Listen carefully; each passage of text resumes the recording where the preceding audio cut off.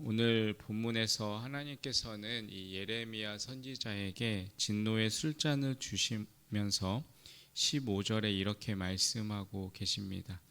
이스라엘의 하나님 여호와께서 이같이 내게 이르시되 너는 내 손에서 이 진노의 술잔을 받아 가지고 내가 너를 보내는 바 그 모든 나라로 하여금 마시게 하라고 말씀하십니다. 하나님은 이 모든 나라가 이 진노의 술잔을 마시게 하라고 말씀하십니다. 하나님의 심판이 임하는 이 대상이 모든 나라에 임할 것임을 말씀해 주고 있습니다. 왜 이 온 나라에 하나님의 심판이 그 가운데 또한 이르게 될까요? 그 이유는 분명합니다. 바로 하나님 앞에 죄를 지었기 때문입니다.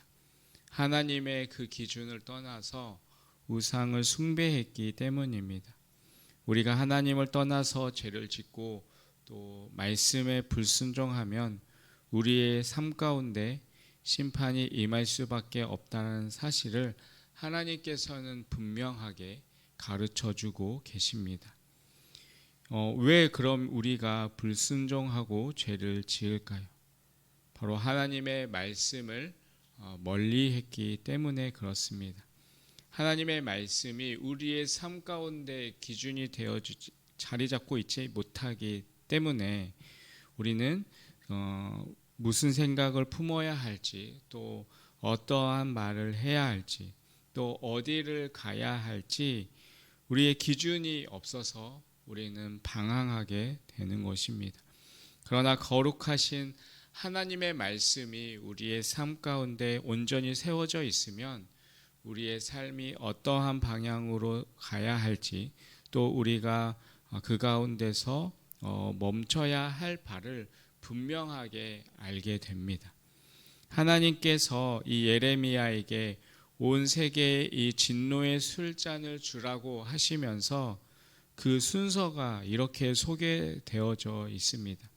18절의 말씀에 보면 먼저 이 예루살렘과 유다로부터 시작해서 19절에 이 애굽, 또 20절에 블레셋, 그리고 21절에 에돔과 모압, 그리고 암몬, 그리고 22절에 두로와 시돈, 그리고 23절에 드단, 또 데마, 부스, 그리고 24절에 아라비아, 또 25절에 시므리와 엘람과 메대, 또 26절에 이 마지막에 보면 이 세삭을 이야기하고 있습니다. 여기서 마지막 이 세삭은 바벨론의 또 다른 이름입니다. 이렇게 온 세계에 걸쳐서 먼저는 이 예루살렘으로부터 시작해서 가까운 곳들로 해서 이 먼 곳에 이르기까지 이 하나님의 심판의 경고를 전하라고 말씀하십니다. 결국 하나님께서는 이 세상, 이 바벨론을 통하여서 진노의 잔, 하나님의 심판의 칼이 결국에는 이 바벨론이 될 것임을 말씀하고 계십니다. 그렇게 바벨론을 통하여서 예루살렘과 주변 나라들을 하나님께서는 심판하시고 결국에는 그들의 심판의 칼을 쓰셨던 이 바벨론마저 하나님의 심판을 받겠다라는 말씀을 하고 있습니다. 왜 하나님께서 이렇게 심판을 하시는가라고 한다면 하나님께서는 이 예루살렘, 이 이스라엘을 통하여서 하나님의 하나님 되심을 알려주셨습니다. 출애굽이라는 그 엄청난 사건들을 통하여서 이스라엘의 하나님이 참되신 하나님이심을 알리셨습니다. 그러나 이 이스라엘의 반역으로 인하여서 나라가 망하게 되자 주변의 나라들은 그 이스라엘을 조롱하면서 또한 이스라엘의 하나님을 조롱하였던 것입니다. 고대 나라가 망하게 되는 것은 그 나라가 섬기는 신이 약하여서 망하게 되었다라고 믿고 있었습니다. 이러한 모습이 예루살렘 주변 나라들뿐만 아니라 또한 예루살렘을 무너뜨렸던 이 바벨론도 그러한 교반의 모습으로 인하여서 결국 하나님의 심판을 받게 되는 것입니다. 여러분, 우리가 교만하여지지 않고 우리의 모든 삶의 주인이 하나님이시고 또한 모든 것을 이끌어 가시는 분이 하나님이심을 우리가 바라보며 그 하나님 앞에 겸손한 모습으로 살아갈 수 있는 우리의 모습이 되시길 바라겠습니다. 27절의 말씀에 또 이렇게 말씀합니다. 너는 그들에게 이르기를 만군의 여호와 이스라엘의 하나님의 말씀이 너희는 내가 너희 가운데 보내는 칼날 앞에서 마시며 취하여 토하고 엎드려져 다시는 일어나지 말아라 하셨느니라 라고 말씀합니다.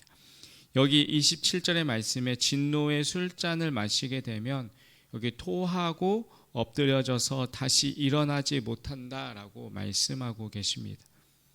기회가 다시 주어지지 않는다는 하나님의 이 엄중한 심판의 경고의 말씀을 하고 있습니다. 이제 심판이 임하면 다시는 일어나지 못하고 결국 거기서 끝입니다.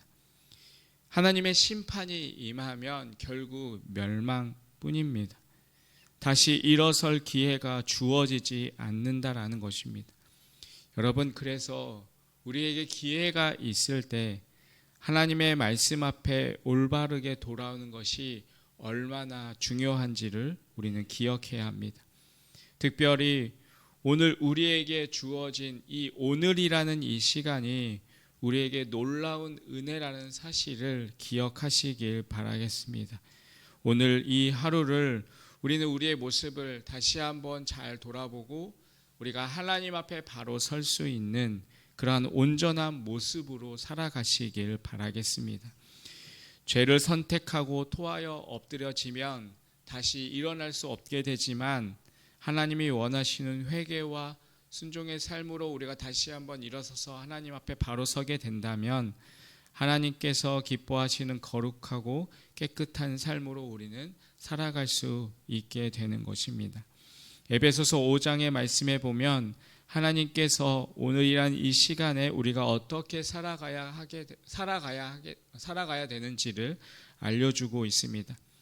에베소서 5장 16절에서 18절의 말씀에 이렇게 말씀하십니다. 세월을 아끼라 때가 악하니라. 어리석은 자가 되지 말고 오직 주의 뜻이 무엇인가 이해하라. 술 취하지 말라. 이는 방탕한 것이니 오직 성령으로 충만함을 받으라 말씀하고 계십니다. 여러분, 오늘 우리는 죄를 선택함으로 우리의 삶 속에서 술 취하고 방황하는 방탕한 인생의 삶을 살아가는 것이 아니라 성령의 충만함을 선택하여 살아갈 수 있는 그런 거룩한 삶이 되시기를 바라겠습니다. 그렇게 하나님께서는 우리에게 거룩한 삶을 원하십니다. 온전히 하나님 앞에 엎드려져 예수 그리스도의 은혜를 붙잡고 죄를 고백하고 말씀에 순종하는 삶을 살아가기를 간절히 주님의 이름으로 축원드리겠습니다. 오늘 본문의 29절에 이렇게 말씀하고 계십니다. 우리 29절의 말씀을 같이 한번 읽도록 하겠습니다. 시작. 보라, 내가 내 이름으로 일컬음을 받은 재앙 내리기를 시작하였은즉 너희가 어찌 능히 형벌을 면할 수 있느냐. 면하지 못하리니 이는 내가 칼을 불러 세상의 모든 주민을 칠 것임이라 하셨다 하라. 만군의 여호와의 말씀이니라. 아멘. 여기 29절의 첫 문장에 보면 보라, 내가 내 이름으로 일컬음을 받는 성에서부터 이 재앙이 시작된다라고 하나님이 말씀하고 있습니다. 하나님께서 불러주시는 성, 하나님으로 일컬음을 받는 성이 무엇입니까? 바로 이 예루살렘을 의미하고 있습니다. 하나님의 재앙의 시작이 하나님께서 가장 사랑하시고 하나님이 불러주신 그 예루살렘과 유대로부터 이 하나님의 심판이 시작된다라고 하는 이 사실은 우리에게 귀한 영적인 교훈을 주고 있습니다. 여러분, 하나님의 사랑을 많이 받은 자, 하나님의 사랑을 먼저 받은 자에게 영적인 책임이 있습니다. 하나님께서 그 책임을 물으신다라는 것입니다. 우리가 먼저 하나님의 부름을 받은 자로서 우리가 감당해야 할 영적인 책임이 있는 것입니다. 하나님께서는 우리에게 이렇게 말씀하십니다. 레위기 11장 45절입니다. 나는 너희의 하나님이 되려고 너희를 애굽 땅에서 인도하여 낸 여호와라. 내가 거룩하니 너희도 거룩할지어다 말씀하고 계십니다. 하나님은 우리가 하나님처럼 거룩한 모습으로 살아가라고 말씀하고 있습니다. 내가 거룩하기 때문에 너희도 또한 나의 백성으로서 거룩한 삶을 살아갈 것을 우리에게 말씀하셨습니다. 여러분, 우리는 하나님의 사랑을 받은 자로서 우리는 하나님의 기뻐하시는 그 거룩한 삶을 따라서 살아가야 할 책임과 의무가 있습니다. 여러분, 예수님께서 겟세마네 동산에서 십자가를 지시기 전에 기도하신 모습이 있습니다. 예수님께서 핏방울이 되시도록 정말 간절하게 기도하셨던 기도의 제목은 이러한 내용입니다. 아버지, 이 잔을 할 수만 있다면 내게서 옮겨 주시옵소서. 하지만 내 뜻대로 하지 마시고 아버지의 뜻대로 하시기를 원합니다. 여러분, 예수님께서는 이 잔을 지나가기를 원하셨습니다. 하지만 끝내 하나님의 뜻에 따라 순종하셨습니다. 그 진노의 심판, 그 진노의 술잔을 나 대신 예수님께서 마신 것입니다. 예수님의 그 은혜로 말미암아 우리는 모든 죄사함을 얻게 되었고 깨끗한 삶이 되었습니다.